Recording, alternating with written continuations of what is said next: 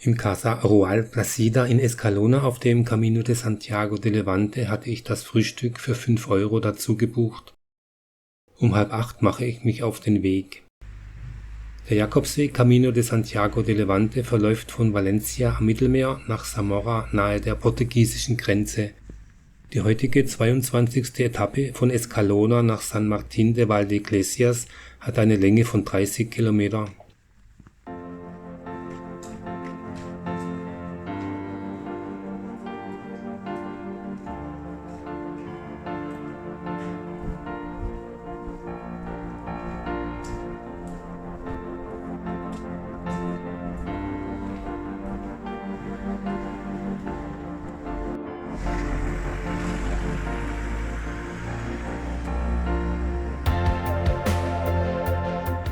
In den nächsten Tagen führt der Camino de Levante über das Iberische Scheidegebirge und es wird bergig. Das Gebirge ist 700 Kilometer lang und bis zu 2600 Meter hoch. Heute sind 700 Höhenmeter zu überwinden.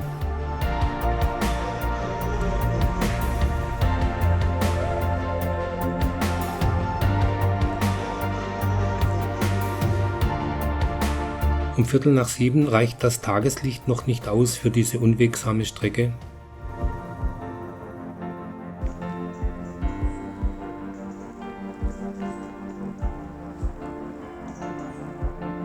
Trotz des starken Regens gestern sind nur einzelne Pfützen auf dem Weg.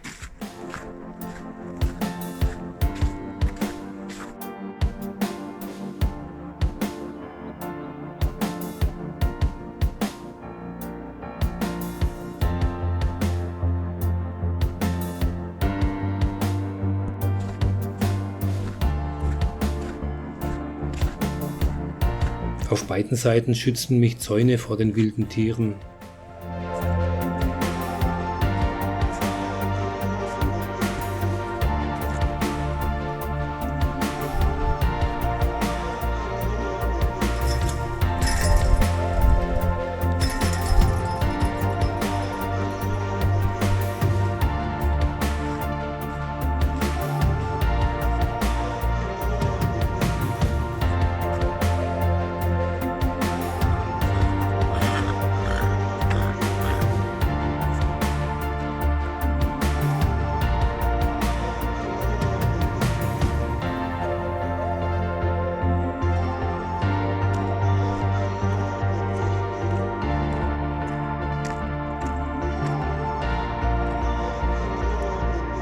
Um 9 Uhr sehe ich Almorox, eine Stadt mit 2300 Einwohnern.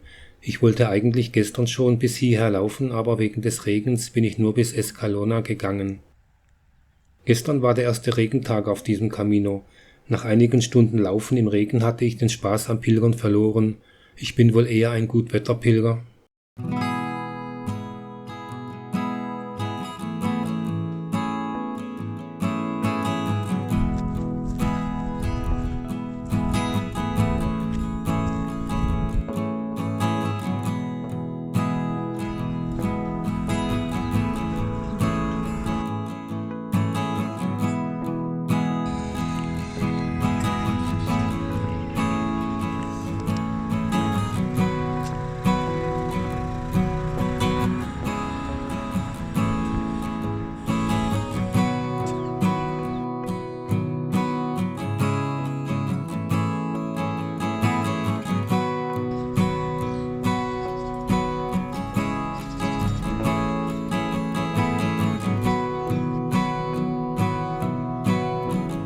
In der Apotheke fülle ich meinen Blasenpflastervorrat auf, dann gibt es einen Kaffee auf der Plaza de la Constitución.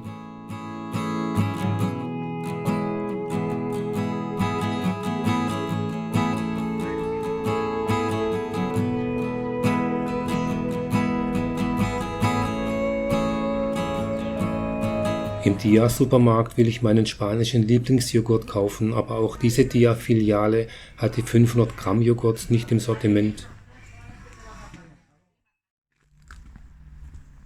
Um 10:30 geht es weiter. Es sind noch 21 Kilometer und 580 Höhenmeter bis San Martín de Valdeiglesias.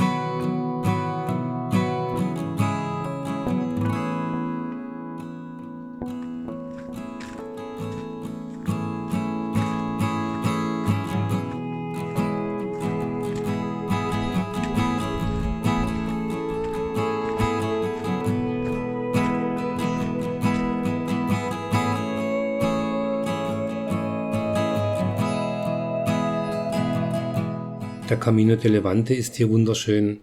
Nach Wochen ohne nennenswerte Höhenunterschiede und ohne Wälder geht es nun stetig bergauf durch bizarre Felsformationen, vorbei an Steineichen und durch Pinienwälder. Hier sind die Baumstämme verkohlt, es muss wohl kürzlich gebrannt haben.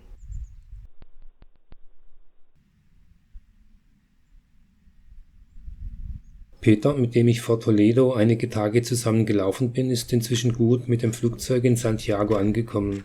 Er hat mir gestern Bilder von der Pilgermesse und vom Schattenpilger an der Kathedralenfassade geschickt.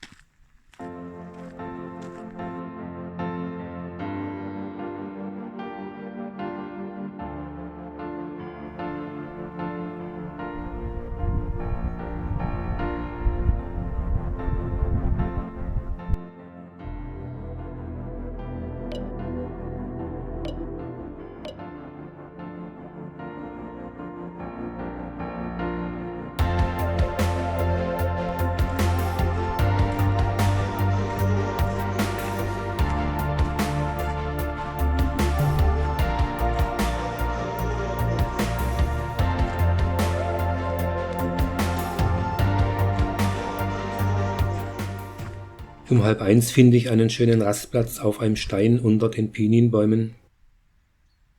Als ich weitergehe, merke ich, dass ich hier eine ganze Stunde vertrödelt habe. Mache ich zu lange Pausen? Aber nein, ich habe doch den ganzen Tag Zeit.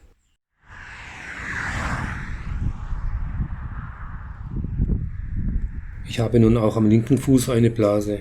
Gegen die Schmerzen hatte ich heute Morgen eine Tablette genommen. Die Wirkung lässt jetzt nach und ich nehme eine zweite Tablette. Das hilft auch gegen meine Knieschmerzen. Wenn ich nicht aufpasse, ende ich noch wie Michael Jackson.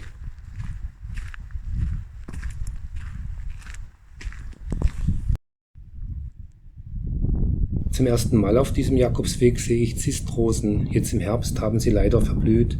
Diese Bilder sind vom Camino San Andrés im Mai. Ich habe zu Hause mal einen Zistrosenbusch gesehen, anscheinend wachsen die auch in meiner Gegend, deshalb nehme ich eine Samenkapsel mit. Zu Hause gehen die Samen dann auch auf, mal schauen, ob die Pflänzchen den kommenden Winter überstehen.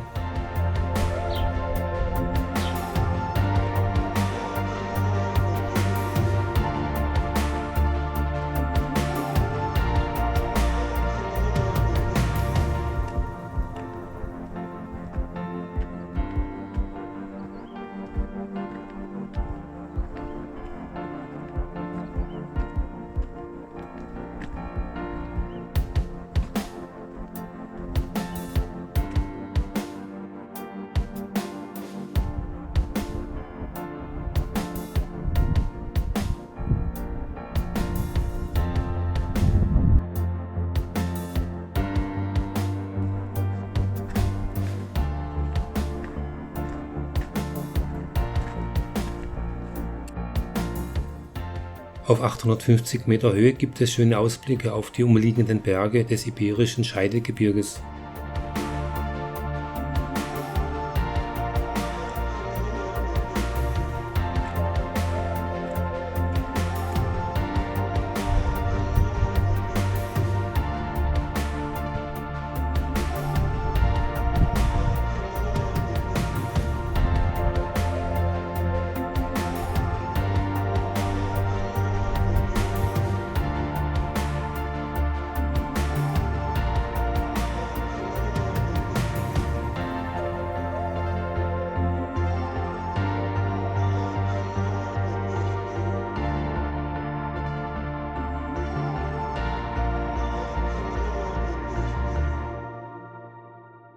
Hier verläuft der Camino de Levante 2 Kilometer lang auf einer neu umgepflügten Brandschneise, ohne dass ein Weg zu erkennen ist.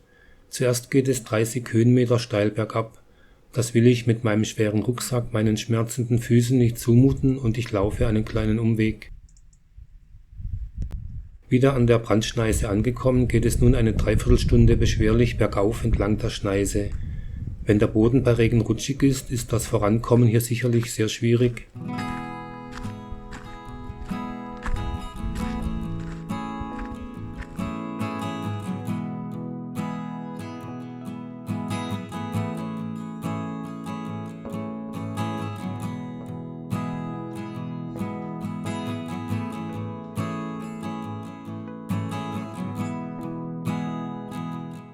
Oben auf dem höchsten Punkt der Etappe, auf 88 Meter angekommen, trifft der Camino auf eine weitere Brandschneise. Der Jakobsweg geht nach links weiter, aber es gibt hier keine Wegweiser. Ich weiß nicht, ob ich der neuen Brandschneise folgen muss oder durch das Gatter gehen soll, um dann dem Schotterweg zu folgen. Die Wegbeschreibung meines Pilgerführers hilft mir weiter. Es geht links durch das Gatter.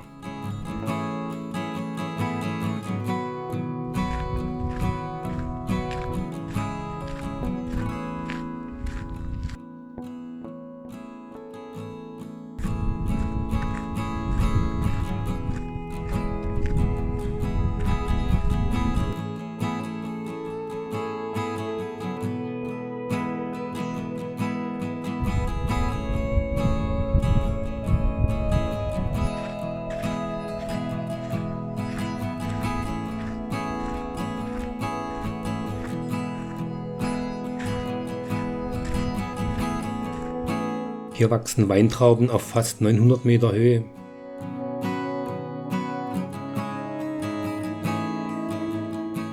Die letzten 6 Kilometer geht es nun 200 Höhenmeter abwärts nach San Martín de Valdeiglesias, dem Ziel der heutigen Etappe.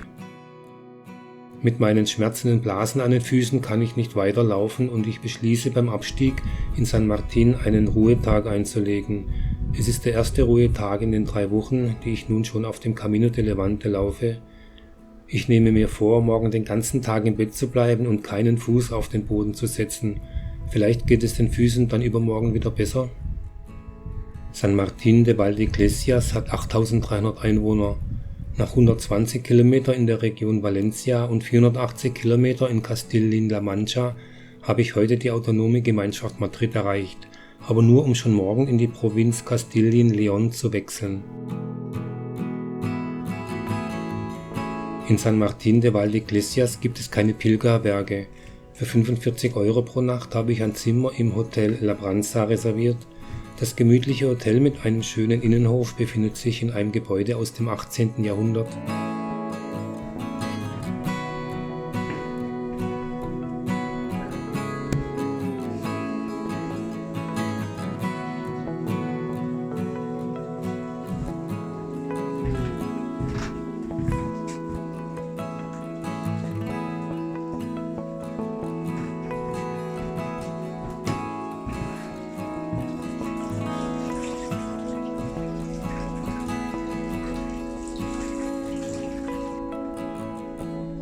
Ich will heute nicht mehr viel laufen. Nach Duschen und Wäschewaschen gehe ich einkaufen und schaue mir kurz die Kirche an der Plaza Real an.